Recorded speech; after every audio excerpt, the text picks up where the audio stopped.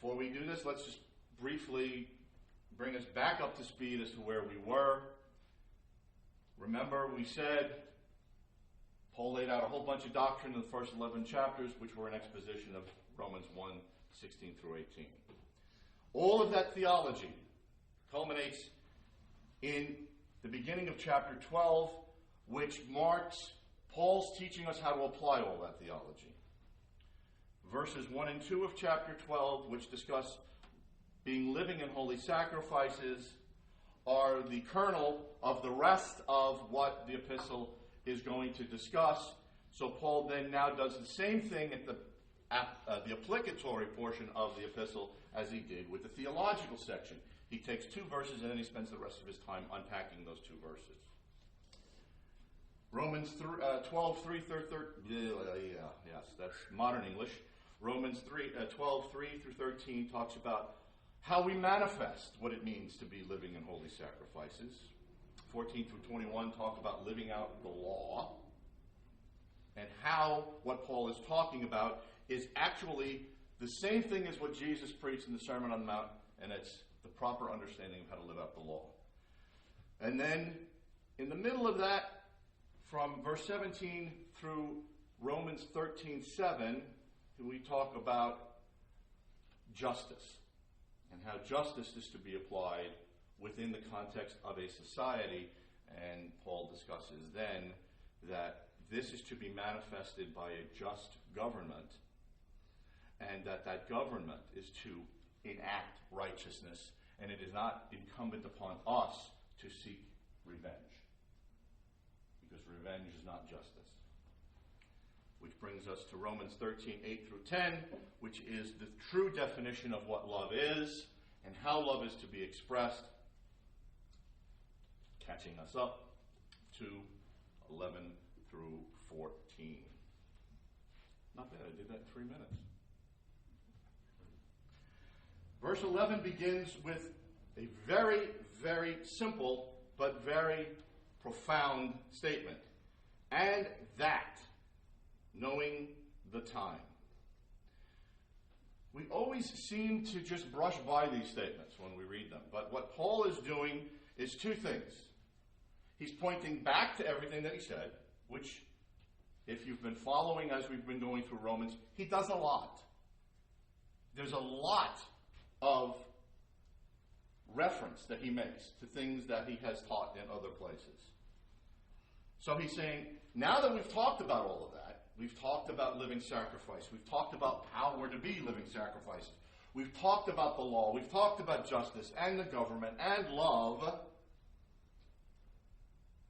and that, know the time.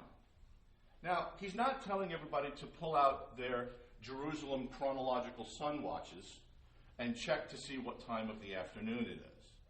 What he's telling them is to understand what this present time is. And the word that he uses is the word kairos. There are 2 words, and I've done this before, so you can go back and look at how I've explained the depths of these 2 words previously in other sermons. But there's chronos and kairos. Chronos is the old Omega watch thing, but kairos is talking about an age. It's talking about a concept more than it's talking about anything else. So what Paul is telling them, he's going, now that we've discussed all of this, know the time. In other words, I'm telling you that this is how you're supposed to live. I'm telling you, based upon all of this theology that I've just taught you, this is what you're supposed to be doing, because you need to understand that we are at a time that is close to the implementation of Christ's kingdom. See, we failed to recognize that from the moment Jesus ascended into heaven, the apostles and all of the disciples waited with bated breath for him to come back. And they thought he was going to come right back. 3 days he was gone, he showed up again. Spent 40 days with them, he disappeared. They figured, okay, maybe he's gone for a little while, and he's going to be back Ricky Tick. So Paul's saying, be aware. This could happen at any moment. Now, was he saying that Christ is coming back tomorrow? No, he never was talking about a specific day. He was just saying, look, Jesus ascended. He told us he was coming back. He told us that when he comes back, he's going to come back as the Lion of Judah. So you need to be ready. You need to live your life in anticipation that he could be coming at any time. And what's really fascinating, and we always kind of skip right over this, is he's doing something that Jesus did 5 times. There are 10 parables in the Gospels that talk about the second coming, and they're parallels. So you see the same, that's why I said Jesus spoke about it at 5 times.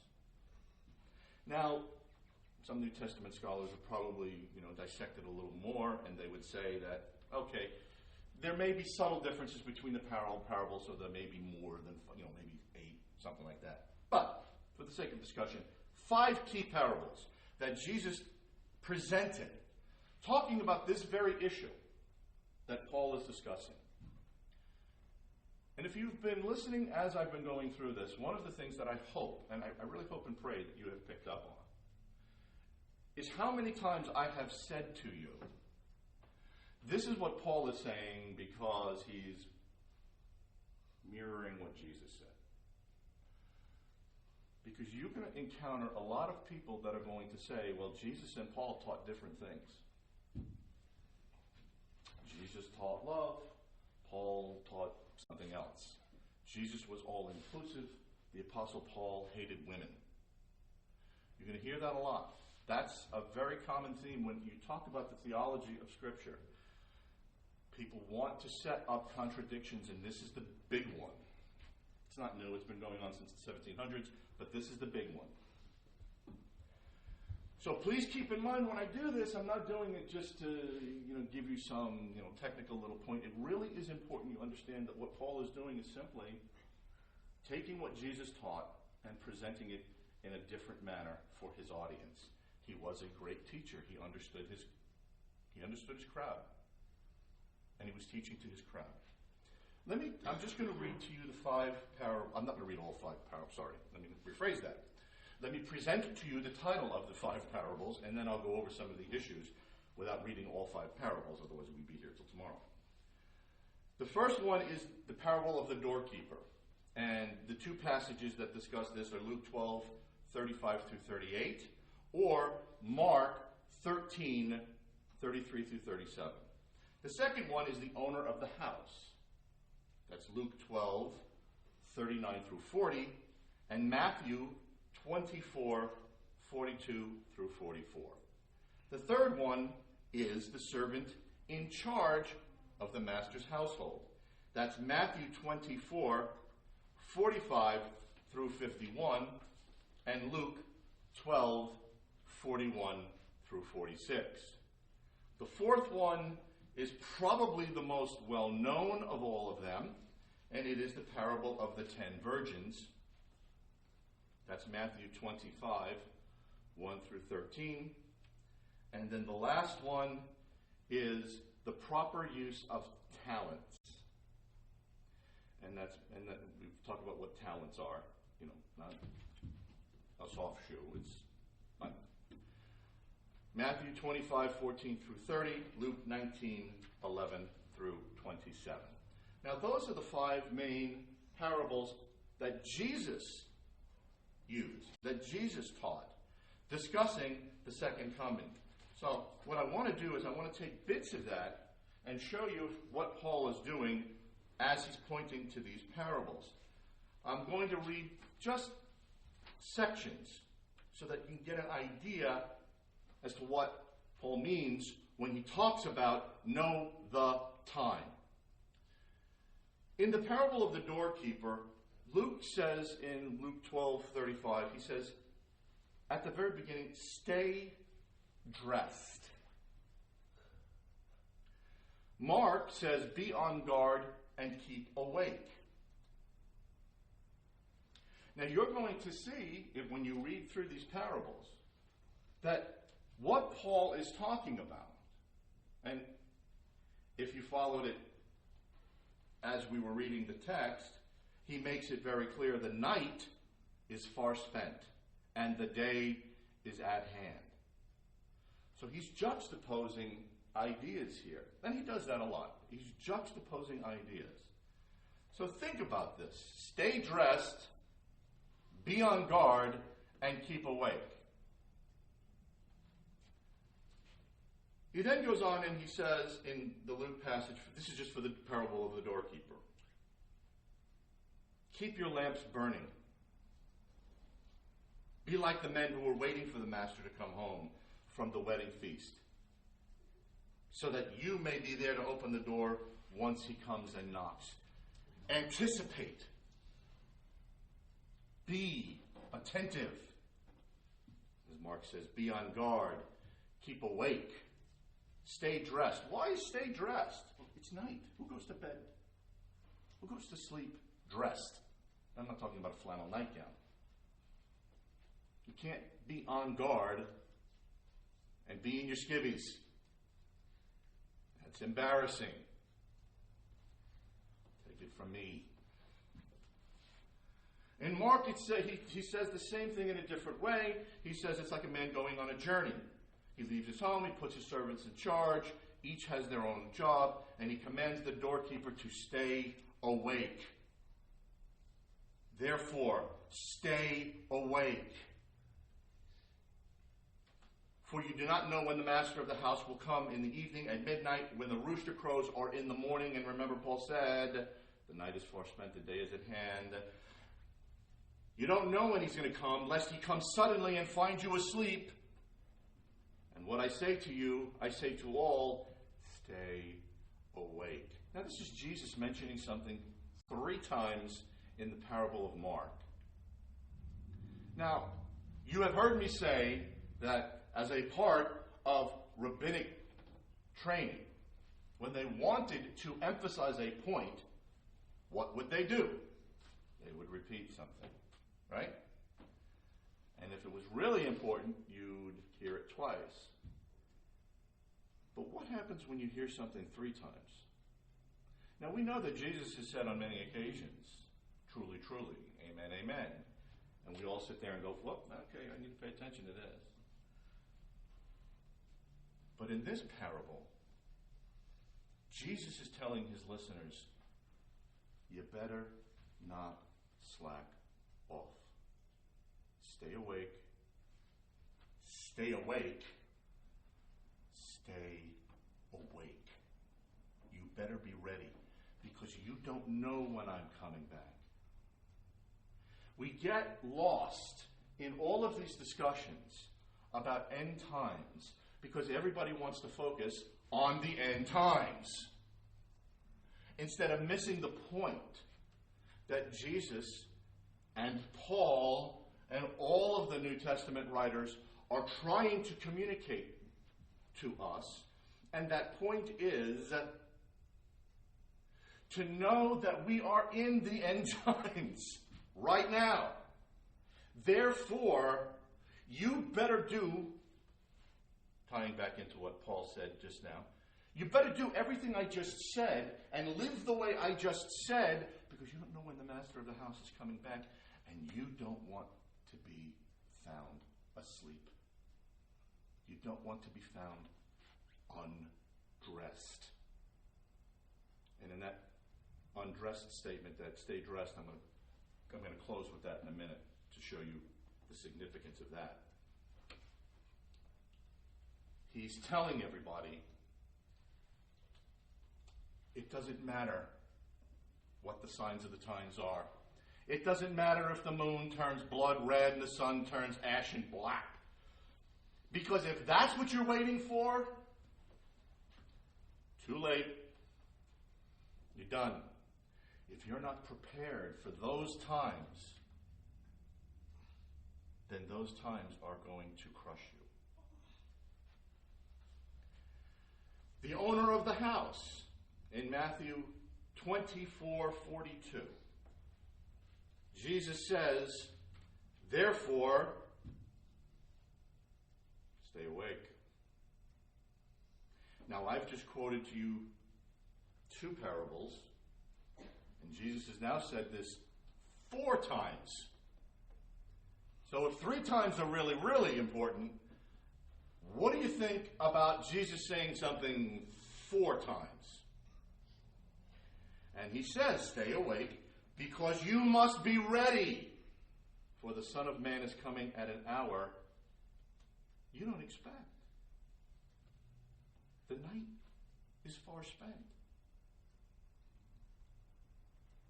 We're in that time of the evening where we all kind of roll over and we look at the clock and we go, oh man, I got to really wake up now? The sun hasn't completely come up, but we know it's there. And it's just about ready to break through. Just about ready to break through. And we don't know when it's going to happen. We lay there and we anticipate, but we don't know. It's the same with our alarms. And this is what Paul is saying. This is what Jesus is saying. You don't know.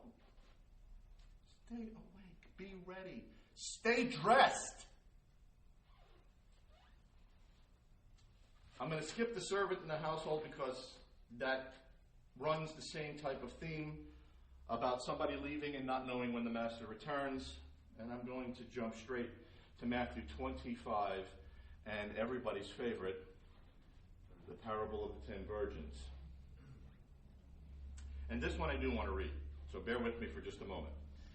Matthew 25, 1 through 13. Then the kingdom of heaven will be like 10 virgins who took their lamps and went to meet the bridegroom.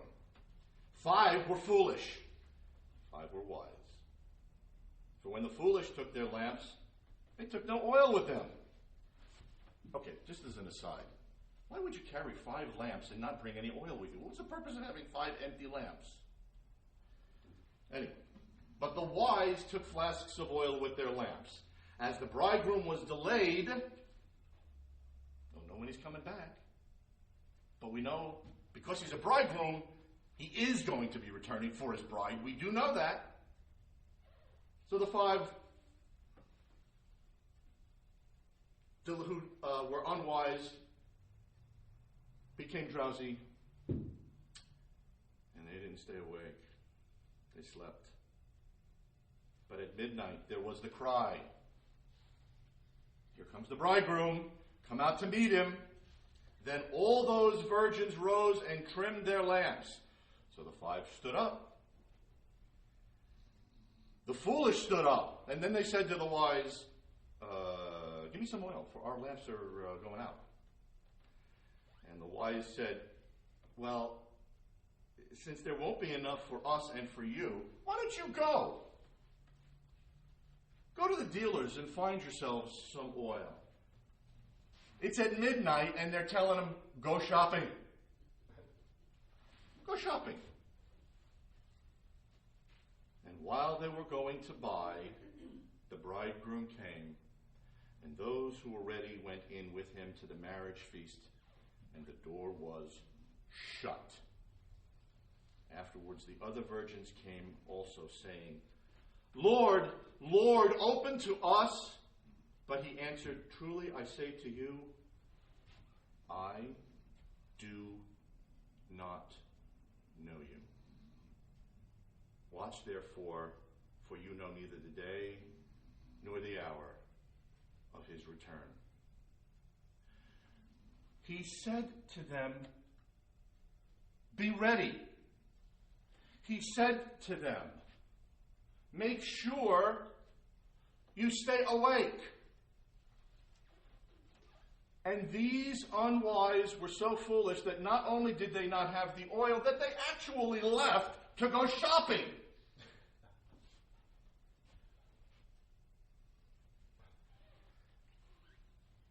And every time we talk about Christianity and we talk about the call of Christ, we get to this passage in Revelation where Jesus says, I stand at the door and knock. And if any man hear me, open the door, and I will come into him and sup with him and he with me. And that's not what that means. He's talking to the church. He's talking to the 10 virgins. The only difference was the marriage had already taken place. the supper was being served. And now Jesus is on the inside of the door, and the 5 virgins are on the other side. And he says those words that should scare all of us. I don't know you. I don't know you. And the thing that's missed in this, always, it's 10 virgins. There are 10 people. It's the church. And half the church wasn't ready for the master to return for his bride. The church wasn't ready. These are people inside the wedding party. These are Jews who are not prepared for their master, for their bride to come. They were not attentive. They did not know the time. They did not stay dressed. Remember when we talked about the marriage supper, we said it was the father that sets up the feast. And what does the father do to all of those that are invited? He provides them what? Wedding garments. He provides them the proper attire. He provides them the ability to stay dressed. Stay dressed. Wear, ensure, make sure you are clothed in the righteous garments of Christ. Because if you are not, then you are not going to be prepared, and you are not going to be ready when the bridegroom does return for his bride. And Paul goes on to emphasize the fact that we are now at that crucible, that critical juncture where it's getting close. It's getting really close. Our salvation now is nearer than when we believed. Time has transpired, folks. Now this is Paul in the 60s, and he's saying, we're getting close. Imagine how close we are today. I want you to remember this when you think about this passage as we move forward, that this is a summation of the reason that Paul has been teaching us how to live. This is the why. Why? Because we're this close to the second coming of Christ. We are to put off the deeds of darkness because we've been given the clothes of righteousness by the Father, so that we are prepared as a bride for the groom to return. Let us behave decently as in the daytime. Let us remember that there are things that are done at night that should never be spoken of. Don't behave that way. Behave as though you're living with a light on you the entire time, so that your life manifests what I've just told you. You should be holy, you should be righteous, you should be living sacrifices, and your life should manifest that, so that when the bridegroom does return, you will be dressed and awake and prepared for his arrival. Stay dressed. Be prepared. Submit to Christ. Live in righteousness. And you will be like one of those 5 virgins who were joyfully invited into the wedding chamber with the bridegroom to participate in that feast for all